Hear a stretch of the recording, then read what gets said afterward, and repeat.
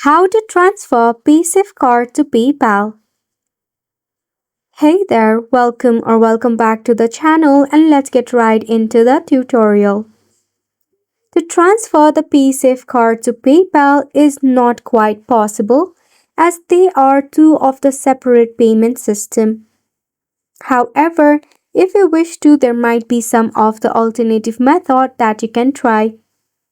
You can refer to a third-party exchange service. However, this will cost you a little extra of the associated fee as well, in which you can often sign up onto the platform. Then you can enter your Paysafecard and specify how much you wish to convert. After processing, the equivalent amount will be transferred to your PayPal account. However, you will have to create an account in this third-party exchange service. Or you can use the online marketplace as well.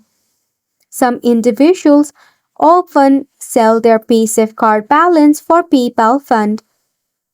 You can use platforms like Reddit.